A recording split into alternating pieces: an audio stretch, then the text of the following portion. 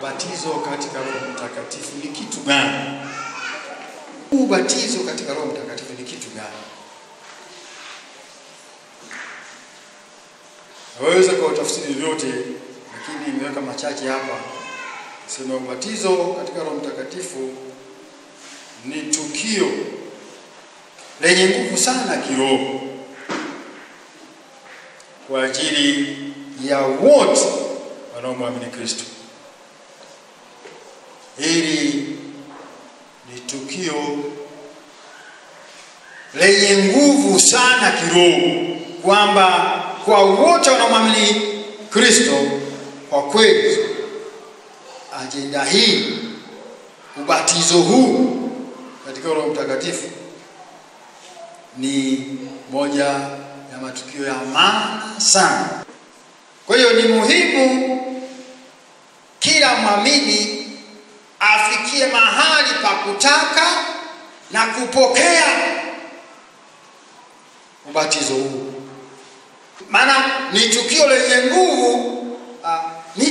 nguvu, kabisa katika masuala mazima ya kiroho, na hili kanisa sisi ndiyo makanisa ya kiroho. Achana na hali inayokwenda ya watu hapa na pale kuchakachua Ukristo huu, kwanza kulinganisha na kwanza kuishi kama sawa na dunia. Lakini Pentecoste, Assemblies of God, tukio hili la kubatizwa katika Roho Mtakatifu ndilo lenye nguvu ya kumfanya huyu mtu awe Mkristo. Halafu kumbe ni muhimu moja nikawa nataka kufikia hapo na kupokea, sio swala tu la kusikia. Roho ahusike na maisha niliyemwamini. Maana nimemwamini, sasa kama nimemwamini, basi huyu ni halali yangu. Wale wote ni kila mwamini atake kufikia hapo na kupokea. Maana Yohana alibatiza waliomwamini Yesu. Sasa anasema nakuja nyuma ya mimi ambaye kwa kweli ana nguvu. Ndiyo Yesu ambaye wewe na mimi tumesema ni Bwana Mwokozi wetu. Yeye ndiye ambaye anabatiza watu katika Roho. Yeye ndiye ambaye anatujaza. Kumbe ni kila, si kwa jirani hapa, ni kila mwamini unapata ubatizo ule. Anasema yeye atawabatiza katika Roho Mtakatifu na kwa moto.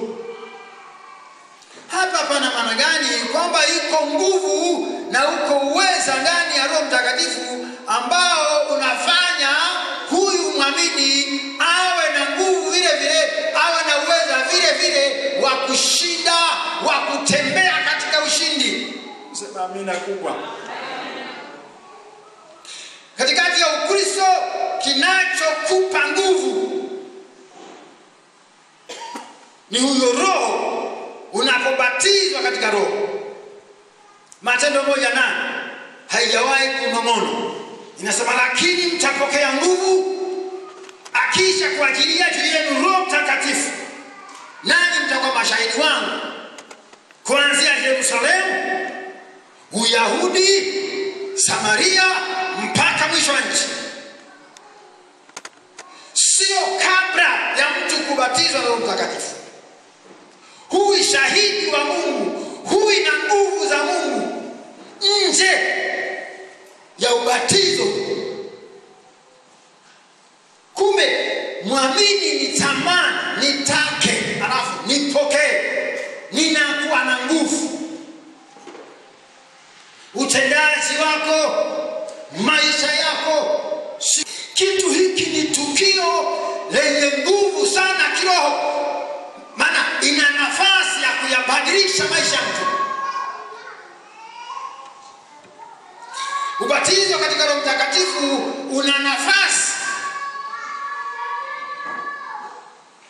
ya kung'oa, kuteketeza vitu vingine vyovyote kinyume na Mungu. umefanya kitu kizuri, umemwamini Yesu Kristo. Sasa Yesu Kristo huyo ndiye anayetubatiza. Anatamani kutuona sisi tuliosema yeye ni Bwana Mwokozi wetu, tuna hii kitu. Sema hii kitu. Ni kitu gani hicho? Ni Roho Mtakatifu ambaye ni huyo tu anatupa nafasi. Yohana ndio sisi, ndio mimi tunabatiza tu kwa maji, lakini yeye ana nafasi ya kutubatiza katika Roho Mtakatifu. Agano la Kale Roho Mtakatifu ilikuwa ni kwa makundi maalum, kwa watu maalum, wafalme, makuhani, waamuzi, manabii. Lakini baada ya Yesu kuja kufanyika mwili ili atupate sisi wenye mwili, ahadi hii sasa anasema ni kwa ajili yenu, watoto wenu, na wale wote ambao tuna Bwana mjie, wote walio mbali na walio karibu. Tuseme amina. Hakuna sababu ya ule mwamini Yesu Kristo kutoingia kwenye ahadi hii. Haipo. Utakuwa ni